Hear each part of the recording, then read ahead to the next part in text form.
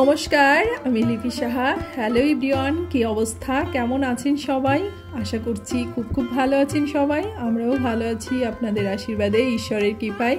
আর আপনারা যে যেখান থেকে আমার ভিডিওটা দেখছেন সবাইকে অনেক অনেক ওয়েলকাম। তো আসেন আজকের ভিডিওতে কি করছি সে সব কিছুই আপনাদের সাথে শেয়ার করব। আমাদের প্রত্যেকেরই কম বেশি আচার অনুষ্ঠান নিয়মকানুন থাকে, সে আমরা যে ধর্মেরই হই না কেন, হোক হিন্দু হোক বা মুসলিম, খ্রিস্টান অথবা বৌদ্ধ, প্রত্যেকেরই ধর্মেরই কিছু নিয়মকানুন আছে, সেটা শুরুতেই হোক আর শেষেই হোক। তো আজকের ভিডিওতেও আমি আর কি আপনাদের সাথে শেয়ার করব যে আমাদের তো যেহেতু জন্মাষ্টমীর ব্রতটা আমরা পালন করেছি, তো এই ব্রতটার শুরুতেও আমাদের কিছু নিয়ম পালন করতে হয় এবং এটার শেষেও কিছু নিয়ম পালন করতে হয়, সে সব কিছুই আপনাদের সাথে শেয়ার করব। তো জন্মাষ্টমীর ব্রতের আগের দিন তো সংযম পালন করতে হয়, বেশিরভাগ সবাই আর কি নিরামিষ খেয়ে ওদিন আর কি সংযমটা পালন করে। আর পরের দিন যেদিন জন্মাষ্টমীর দিন হয় সেদিন তো সবাই উপবাস থাকে। আর জন্মাষ্টমীর পরের দিনটাও কিন্তু অনেক স্পেশাল, কারণ এই দিনটা হচ্ছে পারণ থাকে, আর পারণ করার সময়ও কিছু নির্দিষ্ট নিয়মকানুন আমাদেরকে মেনে চলতে হয়। তো আমার শরীরটা তো বলেছিলাম ভীষণই খারাপ, সারা রাত ভীষণভাবে জ্বরে ভুগেছি। তো সকালবেলা উঠে যে কাজটা সেটা হচ্ছে ঠাকুরের জায়গাটাকে মুছে থালা বাসনগুলোকে ধুয়ে রেখেছিলাম, তারপর সেগুলোকে স্নানটা করে এসে উপর দিয়ে রেখেছি যেগুলো আর কি লাগবে না। তারপর এই যে একটু ভোগের জন্য খিচুড়ি রান্না করতেছি, তো খিচুড়িটাকে বসিয়ে দিয়েছি। আসলে আমাদের শরীরটা খারাপ হোক বা ভালো হোক, আমাদের যেটাই হোক না কেন, আমরা সবসময় চেষ্টা করি যাতে আমাদের সংসারে আমাদের স্বামী অথবা সন্তানের জন্য কোনো কিছুই না হয়, তাদের মঙ্গল, তাদের শুভ কথা চিন্তা করেই কিন্তু আমরা সব কিছু করে থাকি।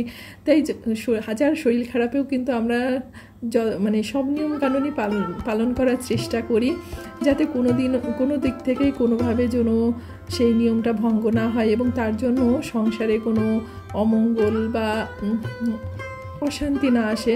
তো আমরা কিন্তু মেয়েরা বেশিরভাগ ক্ষেত্রে বিয়ের পরে স্বামী সন্তানের কথাই বেশি চিন্তা করি।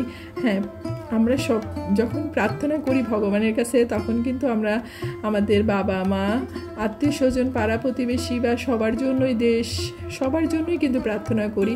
তারপরেও যেটা প্রথমে আসে স্বামী সন্তান, কারণ মেয়েদের কিন্তু বিয়ের পর স্বামী সন্তানই বেশি আর কি মানে গুরুত্বপূর্ণ হয়ে যায়। অনেকে হয়তো দ্বিমত পোষণ করতে পারেন যে বাবা মা তো থাকেই, তাই না? তো বাবা মা তো থাকেই, তারপরেও স্বামী সন্তানের কথাটা কিন্তু প্রথমেই মাথায় আসে।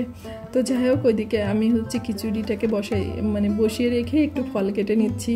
তো আমটা আগেই ধুয়ে রেখেছিলাম, তো আমটা কেটে দেখি আসলে আমটার উপর থেকে একটুও কিছু বোঝা যাচ্ছিল না, কিন্তু যখনই কেটেছি দেখি যে আমটার ভিতরটা মানে কালো হয়ে গেছে কেমন যেন একটা।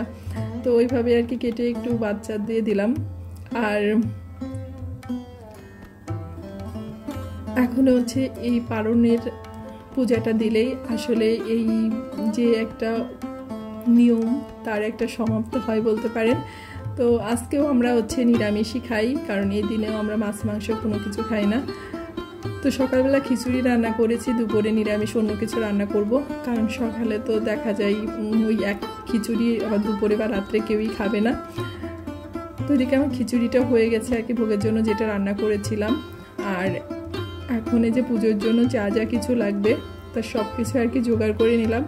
আর আমি অনেক ভালো পূজা দিতে পারি সেটাও কিন্তু না, তবে যতটুকু পারি সেটা ভক্তি ভরে শ্রদ্ধার সাথে ভগবানকে নিবেদন করতে পারি, এটুকু বিশ্বাস আমার আছে নিজের প্রতি। আর যেহেতু আমার বাসায় ঠাকুরের আসনটা নেই বা ঠাকুর পাতা নেই, তো আমার সব কিছুতেই একটু অভ্যাসটা কম আর কি পূজার ক্ষেত্রে। তারপরেও আমি যতটুকু পেরেছি সব কিছুই আর কি নিখুঁতভাবে করার চেষ্টা করেছি। তো এদিকে সব কিছু রেডি করে নিয়েছি।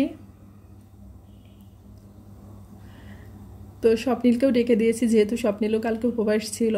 তো স্বপ্নীল ওইদিকে স্নান করতেছে, ওর পাপা উঠে গেছে।